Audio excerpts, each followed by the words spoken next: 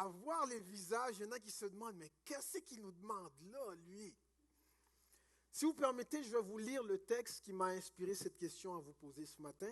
Et ça se trouve dans Luc au chapitre 14. Je lis les versets 1 à 6 dans la version français courant.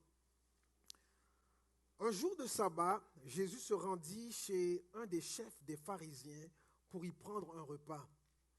Ceux qui étaient là observaient attentivement Jésus. Un homme atteint d'hydropisie se tenait devant lui.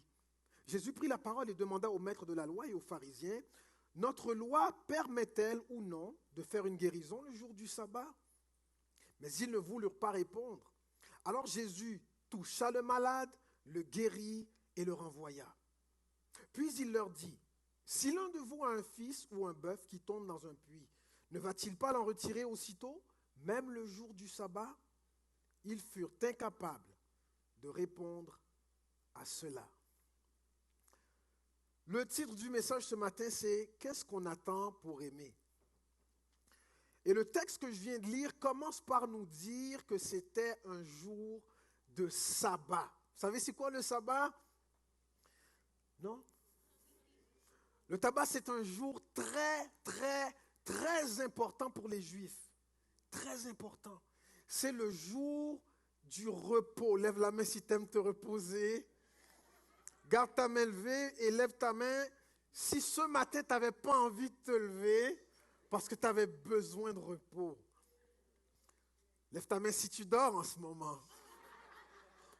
OK. Le sabbat est très, très, très important pour les Juifs, si bien que ce jour-là, personne ne doit travailler. Personne.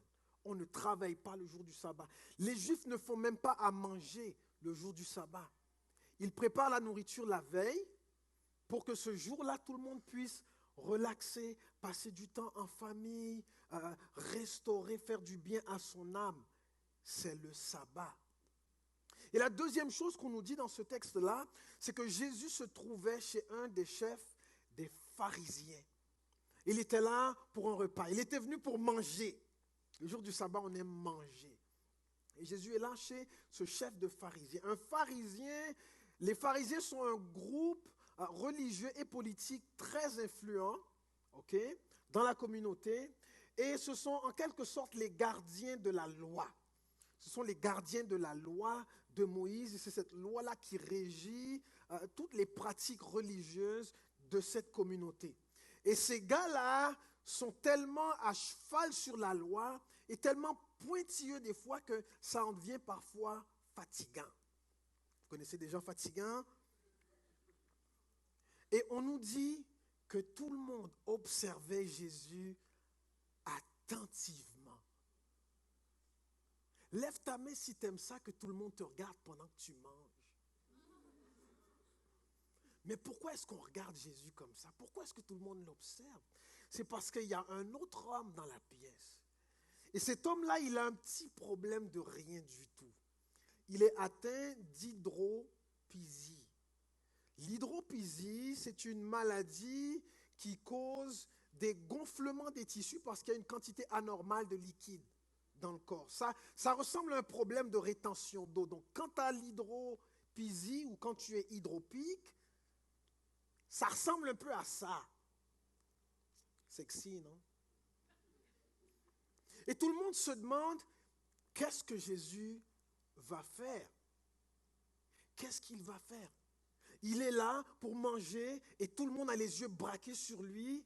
Et il y a un gars avec ses jambes-là qui se tient juste devant Jésus. Je ne sais pas si ça lui a coupé l'appétit, mais je sais une chose, c'est que Jésus, en réponse au fait que tout le monde l'observait, a lancé une question. Je vous rappelle que c'est le jour du sabbat. On n'est pas censé travailler. Et les pharisiens, ils considèrent le fait de guérir quelqu'un comme du travail. Alors Jésus pose une question en changeant la perspective. Il ne dit pas, est-ce qu'on a le droit de travailler le jour du sabbat? Parce qu'on sait très bien ce que les pharisiens vont répondre. Jésus pose la question autrement. Est-ce qu'on a le droit de guérir quelqu'un? En d'autres mots, est-ce qu'on a le droit de faire du bien aux autres le jour du sabbat? Est-ce que vous savez ce que les pharisiens lui ont répondu? niet. Ils n'ont rien répondu du tout. La Bible dit même, c'est pas qu'ils n'avaient pas une réponse. Ils ont refusé de répondre à cette question-là. Et donc, comme les pharisiens n'ont pas voulu répondre à cette question, moi, je me suis dit ce matin que j'allais vous la lancer. Est-ce qu'on a le droit de faire du bien aux autres dans votre religion? Il y en a qui disent, ben oui, on a le droit de faire du bien dans ma religion. Il y a peut-être quelqu'un d'autre qui va se dire, ben moi, je n'ai pas une religion, j'ai une relation avec Dieu. Ou il y a peut-être quelqu'un dans la salle ou même qui nous regarde sur Internet ce matin qui dit, ben moi, je n'ai pas de religion parce que je ne crois pas en Dieu. Maintenant, si on tient compte de la définition large du terme religion, c'est-à-dire un ensemble de croyances et de pratiques culturelles par lesquelles on entre en relation avec le sacré, à peu près tout le monde a une religion. Et peut-être que tu n'étais pas conscient que tu en avais une parce qu'elle ne porte pas de nom ou qu'elle n'est pas organisée comme le christianisme par exemple, mais même si ta religion n'a pas de nom, c'en est quand même un peu une pareille. Vous avez déjà acheté de l'épicerie chez Loblaws? Ouais. Vous connaissez la gamme de produits, la marque sans nom? Ben, la marque sans nom, c'est une marque. Ta religion qui n'a pas de nom, c'est un peu une religion pareille. Et si tu as une religion, tu as aussi avec ta religion ce qu'on appelle une théologie. C'est quoi une théologie? Une théologie, c'est un gros terme qui veut tout simplement dire un discours sur Dieu. C'est ce que tu crois ou ne crois pas à son sujet. Par exemple, si je dis Dieu existe et il est bon, là je fais de la théologie. Je théologise. Et si je dis Dieu n'existe pas, donc il ne peut pas être bon, ben ça aussi c'est de la théologie. C'est ce que tu choisis de croire ou non à propos de Dieu. Tout le monde a une théologie. Maintenant la question c'est, ta théologie, elle est bonne ou mauvaise? Ta religion, elle est bonne ou mauvaise? Ça dépend de ce que ça produit dans ta vie. La question que Jésus lance aux pharisiens, est-ce qu'on a le droit de guérir quelqu'un le jour du sabbat? Ça a l'air niaiseux dit comme ça, mais cette question-là est aussi pertinente pour nous que pour les pharisiens. Notre loi permet-elle ou non de faire une guérison le jour du sabbat? Est-ce qu'on a le droit de faire du bien aux autres dans ta religion? Et si les pharisiens avaient répondu à Jésus, ben oui, on a le droit, alors j'imagine que Jésus aurait répondu quelque chose comme, alors qu'est-ce que vous attendez? Parce qu'à vous observer, on dirait que c'est interdit de faire du bien aux autres. À voir comment vous vivez votre foi, on dirait que vous n'avez pas le droit de faire du bien aux autres. Ce n'est pas que les pharisiens faisaient du mal à leurs prochains, mais il y a une nette distinction entre ne pas faire de mal et faire du bien. Ce n'est pas la même chose. Tu peux ne jamais faire de mal à personne, mais en même temps, tu ne fais pas de bien à personne. Je n'ai jamais parlé sur ton dos, mais tu n'as jamais dit du bien de lui non plus. J'y ai jamais volé d'argent, tu n'y en as jamais donné non plus. Je ne l'ai jamais frappé. Ouais, mais tu ne l'as jamais pris dans tes bras non plus. Ne pas faire de mal, ça ne veut pas dire faire du bien. Jésus nous appelle à aller plus loin. Est-ce qu'on a le droit de faire du bien aux autres dans ta religion? Et imaginez ces gens-là, ces pharisiens et ces maîtres de la loi, qui sont en fait comme des avocats, si on veut, de la loi de Dieu, toute l'éducation qu'ils avaient, toute la connaissance qu'ils avaient, tout toute l'influence, le bagage théologique qu'ils avaient, même tout l'argent qu'ils avaient, et en face de gens qui souffrent, ils ne servaient à rien. C'est fou quand même. Tu peux avoir plein de ressources, plein de potentiel, plein de connaissances, et dès qu'on te met au milieu de personnes qui souffrent, tu ne sers à rien.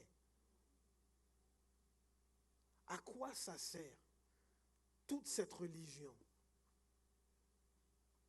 si on ne fait pas du bien aux gens qui nous entourent? À quoi ça sert, toute la connaissance qu'on a, toute la bénédiction qu'on a reçue, toute la force qu'on a, toute la foi qu'on a? À quoi ça sert si au milieu des souffrances, entouré de gens qui pleurent, qui crient à l'aide, qui souffrent, qui sont malades, qui sont opprimés, qui sont victimes d'injustice, si on ne fait rien, à quoi ça sert? Les pharisiens, ils étaient bons pour lire la Bible, étudier la loi. Ils dévoraient la parole de Dieu. Dans un temple, ils étaient comme des poissons dans l'eau. Ils étaient dans leur élément, c'était leur environnement. Mais tu les transportes dans un endroit où il y a quelqu'un qui pleure et ils ne servent plus à rien. Allez voir aller. On aurait dit que dans leur religion, c'était interdit de faire du bien aux autres. Quand on me regarde, quand on t'observe, est-ce qu'on dirait que c'est interdit dans ta religion de faire du bien aux autres? Ou est-ce qu'on dirait que ta religion, c'est de faire du bien aux autres? Où est-ce que je me situe? Où est-ce que je me situe? Et vous savez quoi? Je ne blâme pas les pharisiens de n'avoir pas voulu répondre à la question de Jésus. Et il y a une raison toute simple pourquoi je pense qu'ils ne voulaient pas répondre à cette question-là. C'est que peu de temps avant, très peu de temps avant, peut-être même la semaine précédente, le sabbat précédent, Jésus s'était trouvé en face d'une femme infirme. C'était le jour du sabbat. Et là, il n'était pas chez un pharisien pour manger, il était là entouré de gens qui étaient sur place pour célébrer le sabbat. Et il y a cette femme-là qui est courbée, et la Bible nous révèle qu'elle avait un problème spirituel, et Jésus s'approche d'elle et il lui dit, « Femme, tu es libérée de ton infirmité. » Et à l'instant même, cette femme-là a été guérie. Et vous voulez savoir ce que les pharisiens qui ont vu ça, ce qu'ils ont dit, comment ils ont réagi? On va le lire, c'est juste un chapitre précédent, ça se trouve au chapitre 13, les versets 14 à 17. Vous n'allez pas en revenir de la réponse des pharisiens quand ils ont vu Jésus guérir cette femme un jour de sabbat. Le chef de la synagogue était indigné de ce que Jésus avait accompli une guérison le jour du sabbat. Il s'adressa alors à la foule, le pharisien là. Il y a 6 jours pendant lesquels on doit travailler. Venez donc vous faire guérir ces jours-là et non le jour du sabbat. Le Seigneur, là ça c'est Jésus qui va répliquer, lui répondit en ces mots, « Hypocrite que vous êtes. Le jour du sabbat, chacun de vous détache de la crèche son bœuf ou son âne pour le mener boire, n'est-ce pas?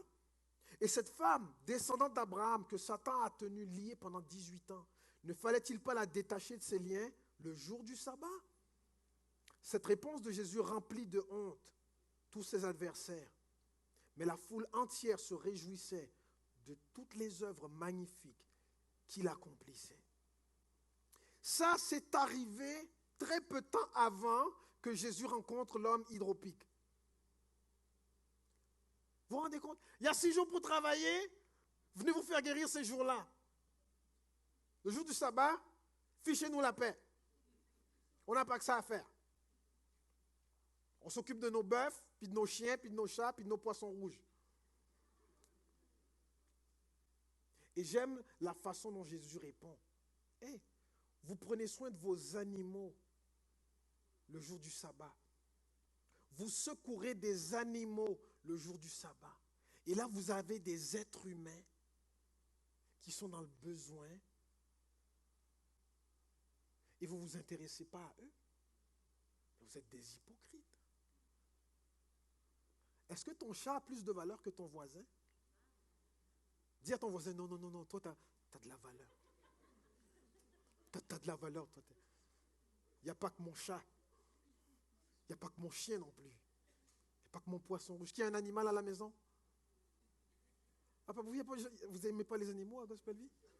Non? Non? Nous, on aime les gens, hein? Yes. Je suis fier de vous. Je suis fier de vous. On aime les gens, on aime le monde. On aime les gens. Vous savez, on rit un peu, mais ça, c'est crève-cœur. C'est crève-cœur parce que ce que ça révèle, là, c'est que les pharisiens manquaient cruellement d'amour. Cruellement d'amour. Le jour du sabbat, ils prenaient soin de leur famille, ils prenaient soin de leurs animaux. Mais les autres, ça ne les intéressait pas. Vous savez, la Bible dit, aimez-vous les uns les autres. Les pharisiens, ils aimaient bien les uns, mais ils ne s'intéressaient pas trop aux autres. Ils ne s'intéressaient pas trop aux autres. Mais Jésus, lui, s'intéresse à tout le monde. Et alors que cet homme-là se tenait debout devant lui, avec son petit problème, son problème de rétention d'eau, Jésus, lui, met tout en suspens le jour du sabbat pour s'occuper de cette personne.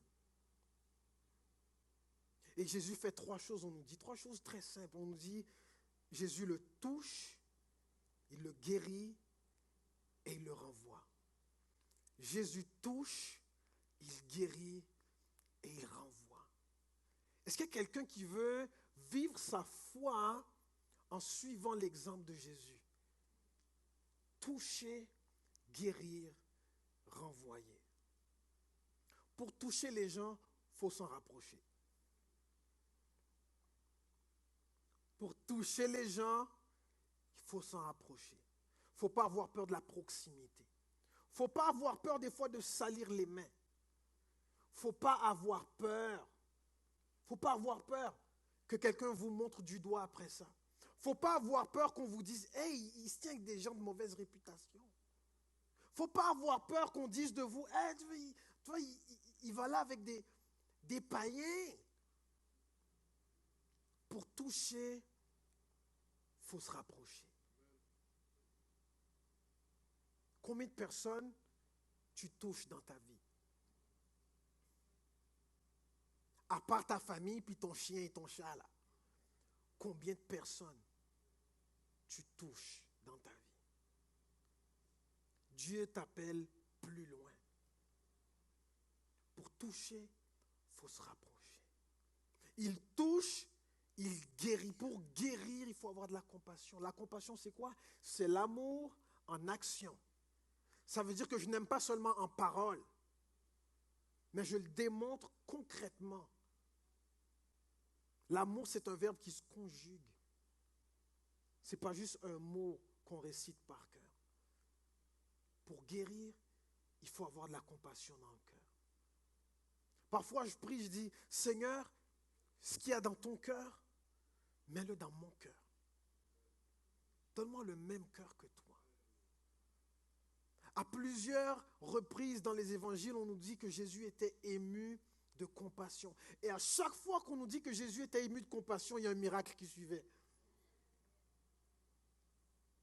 À chaque fois que Jésus était ému de compassion, il se passait quelque chose, il faisait quelque chose. Jésus, ce n'était pas du genre à rester à l'écart en disant « Je vais prier pour toi, frère. Que le Seigneur te bénisse, ma sœur. » Non, il s'approchait des gens pour les toucher et ému de compassion, il guérissait. Est-ce qu'il y a quelqu'un ici qui a envie de guérir des gens? Il y a des gens qui sont malades dans leur corps, il y a des gens qui sont malades dans leur cœur, il y a des gens qui sont malades dans la tête. Et c'est par la compassion qu'on pourra faire quelque chose pour eux. Parce que tu ne peux pas prendre soin de quelqu'un. Tu ne peux pas avoir un impact significatif et d'une valeur éternelle dans la vie d'une personne s'il n'y a pas de la compassion dans ton cœur. Si l'amour dont toi tu parles, ce n'est pas un verbe que tu conjugues chaque jour, tu ne peux pas avoir un impact. Tu peux juste avoir une belle image. Tu sais, quand tu dis aux gens « je t'aime », est-ce que c'est pour de vrai ou c'est juste du marketing? Il touche, il guérit et il renvoie. Pour renvoyer les gens, il faut voir plus loin que leur situation actuelle. Il faut se croire et savoir que chaque personne que tu croises, que tu rencontres, pour elle, il y a quelque chose de meilleur qui l'attend. Et toi, tu peux contribuer à envoyer quelqu'un vers ce quelque chose de meilleur. Mais si tu n'as pas foi en Dieu, si tu n'as pas foi dans les gens, tu vas les laisser dans leur situation actuelle. Parce que tu ne sauras pas vers quoi les renvoyer, vers où les renvoyer. Parce que tu ne vois pas plus loin que sa maladie, que son problème, que son péché, que ses défauts. Il faut voir plus loin. Il faut voir plus loin. Jésus touche, il guérit, ensuite il renvoie. Tu as une vie à vivre. Va vivre cette vie-là maintenant. Avec ce que je t'ai fait, tu vas pouvoir vivre une vie qui sera meilleure, plus saine, plus grande, plus remplie. Vas-y maintenant. Je crois qu'ici, il y a des hommes et des femmes qui sont capables de donner des ailes à d'autres hommes et d'autres femmes. Vous êtes où dans la salle? Est-ce que vous êtes là? Jésus a dit, tout ce que j'ai fait là, vous allez faire les mêmes choses et même de plus grandes. Ça veut dire ici, il y a des centaines de personnes à qui Dieu a donné le mandat de toucher, guérir et renvoyer. Le mandat que vous avez reçu à Gospel Vie, ce n'est pas de s'asseoir, chanter, battre des mains. Le mandat que vous avez reçu, c'est toucher, guérir, renvoyer. Toucher, guérir, renvoyer. Est-ce qu'on a le droit dans ta religion de faire du bien aux autres? Est-ce qu'on a le droit dans notre religion d'aimer les autres? Qu'est-ce qu'on attend? Qu'est-ce qu'on attend? Je veux croire qu'ici, il y a des hommes et des femmes qui disent, non seulement on a le droit d'aimer les autres dans notre religion, mais aimer les autres, c'est ça notre religion. Et je n'ai pas besoin de le dire pour qu'on comprenne. Vous n'avez qu'à m'observer. Et partout où vous allez dans la semaine, essayez de vous imaginer que tout le monde dans la salle vous observe attentivement. Pas parce que votre coupe de cheveux fait dur, pas parce que vous êtes mal habillé ou parce que vous avez de la moutarde sur le bord de la bouche, mais on vous observe pour voir qu'est-ce que vous allez faire avec le pouvoir que vous avez reçu.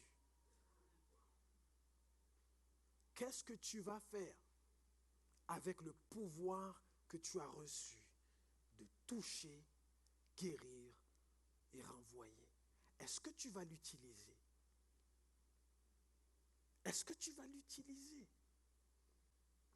Est-ce qu'il y a aujourd'hui même quelqu'un que tu peux aller toucher, guérir et renvoyer après ce service? Est-ce qu'il y a quelqu'un? Ceux qui vont prendre le métro tout à l'heure pour entrer à la maison. Et si Dieu mettait sur votre chemin, dans le métro, quelqu'un à toucher, guérir et renvoyer? Et si après le service, tu allais au restaurant, et qu'au restaurant, il y avait une personne à toucher, guérir et renvoyer? Et si cette personne que Dieu t'appelle à toucher, guérir et renvoyer était dans ta maison, il y a peut-être des situations de famille qui se régleraient. Il y a peut-être des relations parents-enfants qui se régleraient. Il y a peut-être des amitiés qui se racoleraient.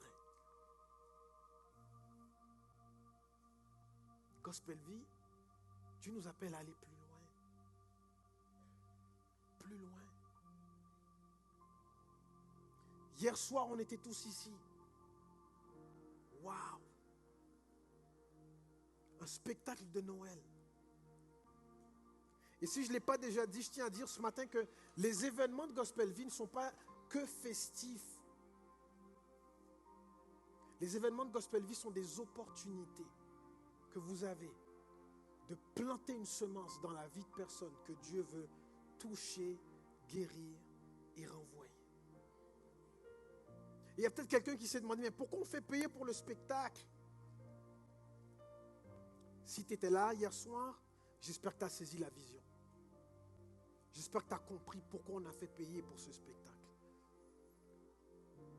Parce que le regard sur le visage de ces femmes, quand on a sorti le gros chèque là, ça valait $1 million. Et je suis tellement fier du fait que cette année, on a donné plus que ce qu'on a donné l'année dernière pour un autre organisme. Et il y aura dans l'avenir d'autres initiatives, d'autres opportunités pour vous de planter une semence dans la vie de gens que Dieu veut toucher, guérir et renvoyer. Ce que je veux vous demander dans la prochaine année, c'est un engagement à aller plus loin. Ça veut dire qu'on ne va pas se contenter de prier pour les gens, on ne va pas se contenter de prier pour notre ville, pour notre génération. Mais je vous demande de donner de votre temps, de vos talents, même de votre argent pour semer dans une œuvre à travers laquelle Dieu veut toucher des vies. Toucher des vies. Et si jusqu'ici tu t'étais intéressé qu'à ta famille et à tes animaux, ce matin, prends un engagement d'aller plus loin. Prends l'engagement d'aller plus loin. Prends l'engagement d'aller plus loin.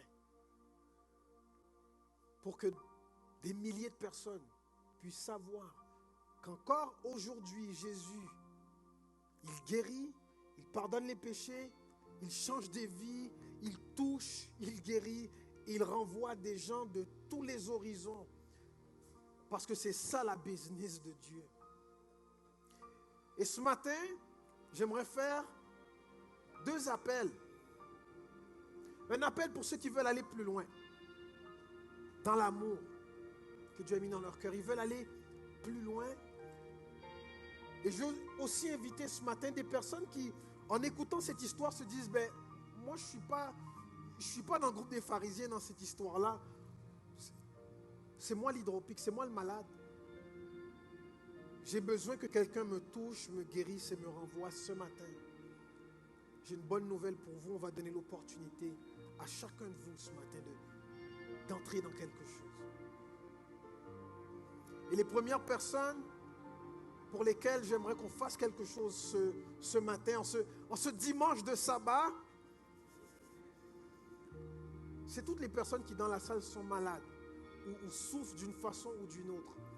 J'aimerais avoir l'opportunité avec toute l'équipe de prière de vous toucher, de guérir et de renvoyer, de vous bénir ce matin parce que Jésus est là.